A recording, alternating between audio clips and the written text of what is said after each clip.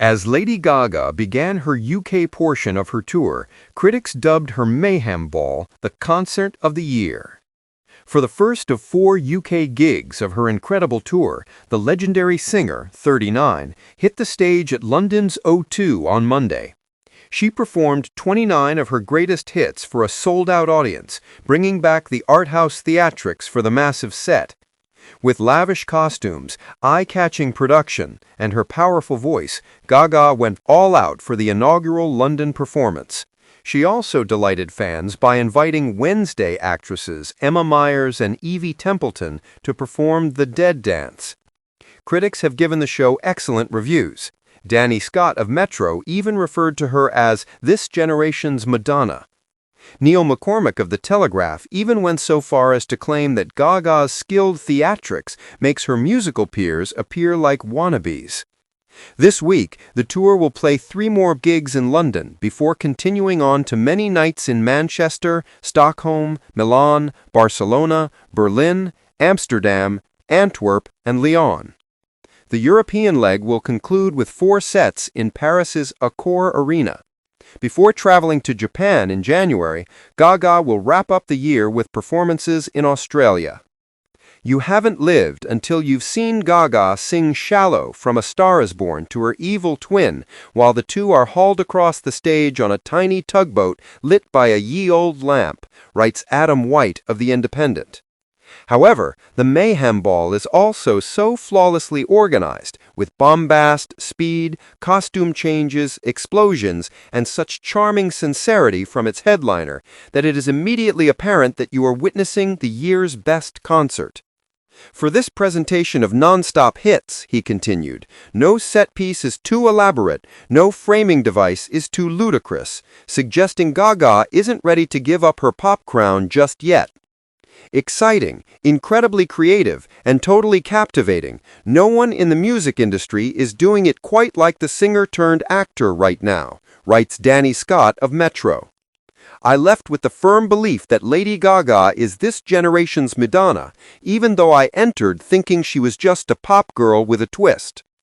With her exploding popularity and growing budget, she has been putting on show business extravaganzas as spectacular as any ever staged for 15 years, and this might be her most coherent and accomplished, writes Neil McCormick, chief music critic of The Telegraph. Gaga herself is the driving force behind her show. She is a phenomenal talent with the vocal and musical prowess to make the majority of her pop peers seem like imitators.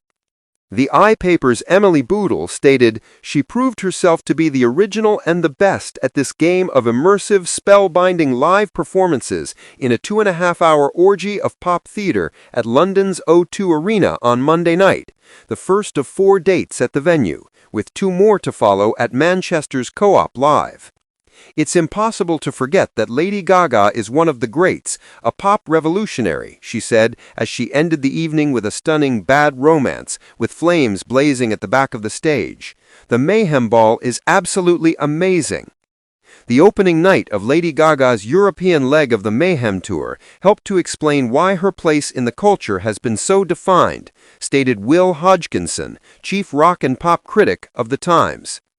No one else goes this far, but her fusion of camp theatricality and fast-paced dance pop has clearly influenced a new generation of stars like Charli XCX and Chappell Roan.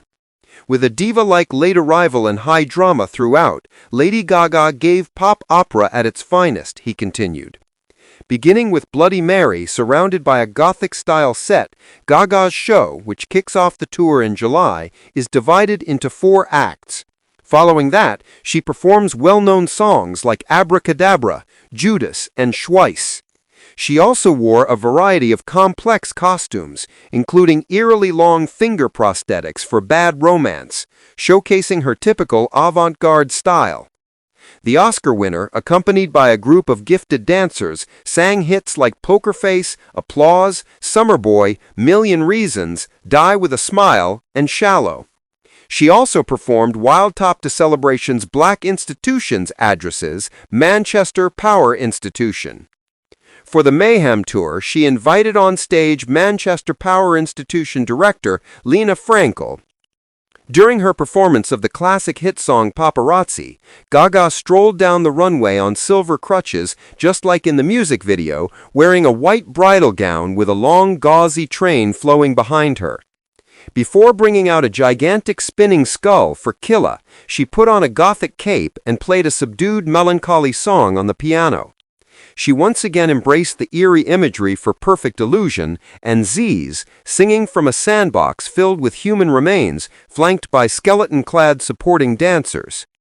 The cameras followed Gaga as she walked backstage to take off her ostentatious costume and makeup for the final song.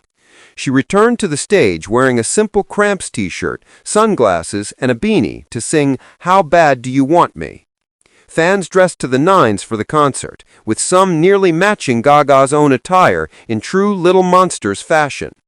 The stadium was crowded with risque attire, avant-garde masks, and replicas of Gaga's most well-known outfits, such as her 2010 Philip Tracy lobster hat and the Alexander McQueen ensemble she wore to the 2009 MTV VMAs. "Before I came on stage tonight, I couldn't even believe you were here for me," the star acknowledged throughout the performance, seemingly overcome by the adoration.